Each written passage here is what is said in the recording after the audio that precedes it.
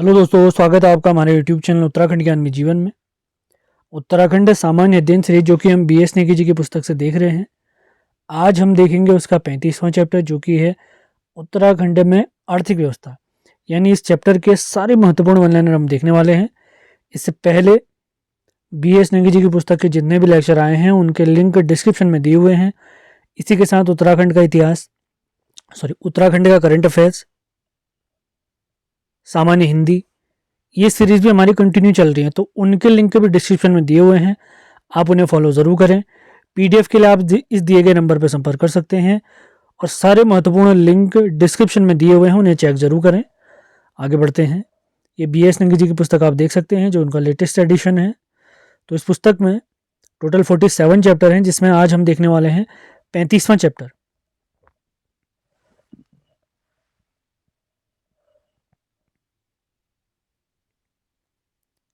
उत्तराखंड में आर्थिक व्यवस्था। तो बहुत जल्दी पुस्तक भी हमारी समाप्त होने वाली है। तो आगामी सभी परीक्षाओं के लिए उत्तराखंड का इतिहास, संपूर्ण जिला सीरीज, संपूर्ण परीक्षावाणी, इन सभी की जो वीडियो सीरीज हम कंप्लीट करा चुके हैं। PDF नोट्स प्राप्त करने के लिए आप इस दिए गए नंबर पर संपर्क कर सकते हैं। हमारा नंबर है 7895127508। सामान्य हिंदी के भी कंप्लीट नोट्स के लिए आप इसी नंबर पर संपर्क करेंगे। तो विदाउट वेस्टिंग टाइम स्टार्ट करते हैं आज का लेक्चर। उत्तराखंड में आर्थिक व्यवस्था, सारे महत्वपूर्ण फैक्ट हम देखने वाले हैं। तो ध्यानपूर्वक वीडियो आपने देखना है, नोट्स बनाने हैं। पसंद आए तो लाइक और शेयर जरूर करें। तो बढ़ते हैं आगे। सबसे पहला पॉइंट है, भारत की अर्थव्यवस्था मिश्रित अर्थव्यवस्था है, जबकि उत्तराखंड की अर्थव्यवस्था मनी ऑर्डरी प्रकार की है। अगला पॉइंट काफी महत्वपूर्ण है। उत्तराखंड को विशेष राज्य का दर्जा 1 अप्रैल 2001 को प्राप्त हुआ है, जो कि हिमालयी राज्यों में 11वां है। हिमालयी राज्यों में 11वां है। 2011 की जनगणना के अनुसार अगर फैक्ट देखें तो उत्तराखंड में कार्यशील जनसंख्या है 38.39%। यानी उत्तराखंड की जनसंख्या को 100% मानेंगे तो उसमें से कार्यशील जनसंख्या है 38.39%। और इसी कार्यशील जनसंख्या में से अगर इस कार्यशील जनसंख्या को 100% माना जाए तो उस जनसंख्या का 27% खेती में लगा हुआ है। अगला पॉइंट देखते हैं, काफी महत्वपूर्ण फैक्ट है। राज्य का पहला बजट जारी हुआ है 3 मई 2001 को, जो कि जारी किया हमारे रमेश पोखरियाल निशंक जी ने। महत्वपूर्ण फैक्ट है।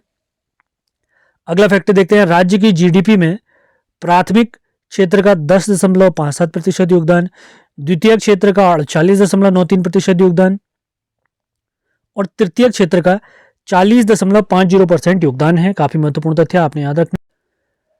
तो इसमें एक सवाल ये भी बनता है, किस क्षेत्र का उत्तराखंड की GDP में सर्वाधिक योगदान है? तो आपने याद रखना है द्वितीय क्षेत्र का हमारे उत्तराखंड की अर्थव्यवस्था में सर्वाधिक योगदान है, जो कि है 48.93%।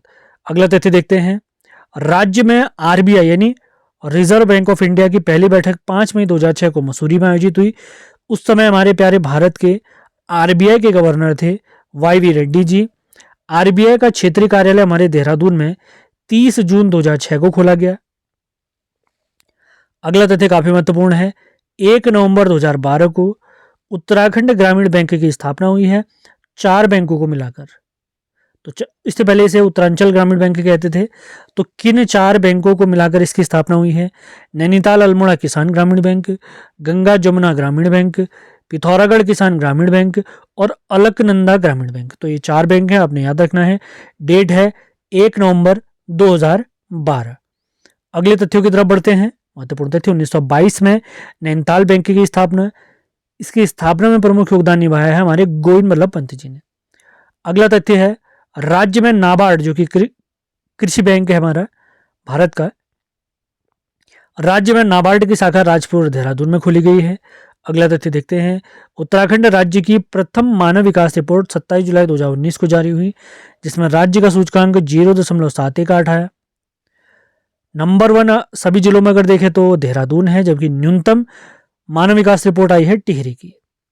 अगला तथ्य देखते हैं, लैंगिक विकास सूचकांक अगर हम देखते हैं, जेंडर डेवलपमेंट इंडेक्स अगर हम देखते हैं तो सर्वाधिक है उत्तरकाशी, सबसे कम है हरिद्वार। आपने याद रखना है, अंतिम स्थान पर हरिद्वार है। अगले तथ्यों की तरफ बढ़ते हैं।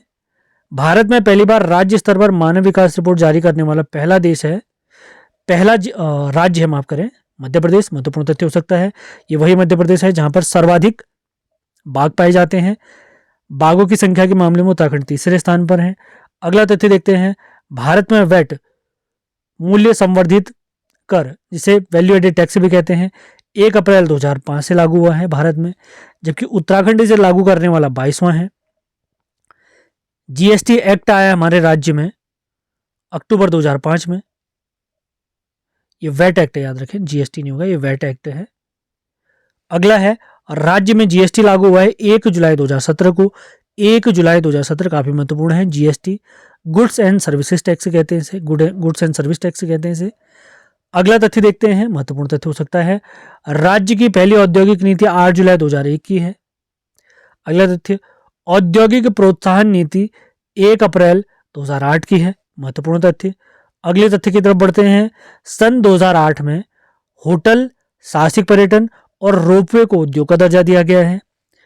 अगला तथ्य देखते हैं, जनवरी 2015 राज्य में सूक्ष्म, लघु और मध्यम उद्योग नीति जारी हुई है, महत्वपूर्ण तथ्य। अगले फैक्ट की तरफ बढ़ते हैं, 1 अप्रैल 2017 को उत्तराखंड व हिमाचल के लिए औद्योगिक विकास योजना घोषित की गई है, काफी महत्वपूर्ण तथ्य। अगले तथ्य की तरफ बढ़ते हैं, स्टार्टअप नीति हमारे उत्तराखंड की है 2018 की। 2018 में हमारे उत्तराखंड में कौन कौन सी नीतियां आई हैं उनके बारे में देखते हैं।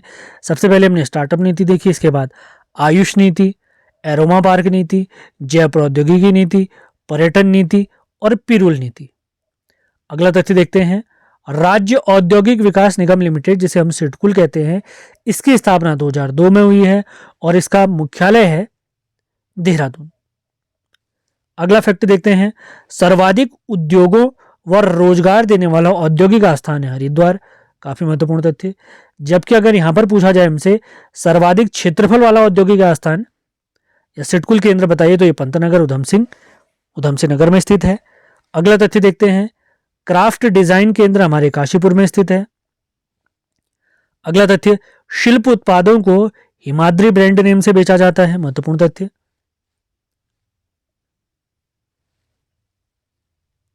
अगले फैक्ट की तरफ बढ़ते हैं, अप्रैल 2001 में पंचक्की को लघु उद्योग का दर्जा दिया गया, मोस्ट इंपॉर्टेंट फैक्ट।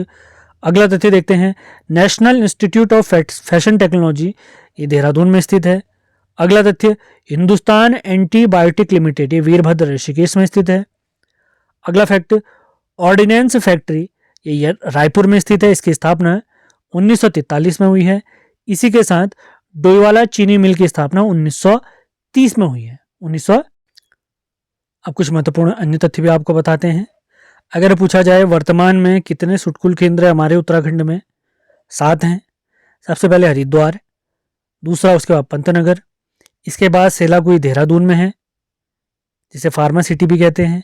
इसके बाद एडिलगो सिडकुल इंडस्ट्रियल पार्क लिमिटेड ये सितारगंज उधमसिंह नगर में है। इसी के साथ सिडकुल फेज 2 ये भी सितारगंज उधमसिंह नगर में है। अगला काफी महत्वपूर्ण है, ये पूछा जा सकता है हमें, सिगड्डी ग्रोथ सेंटर ये कोटद्वार पौड़ी गढ़वाल में स्थित है। अगला है आईटी पार्क सिडकुल केंद्र ये सहस्त्रधारा देहरादून में है। ये सारे फैक्ट आपने क्लियर करते हुए चलने हैं।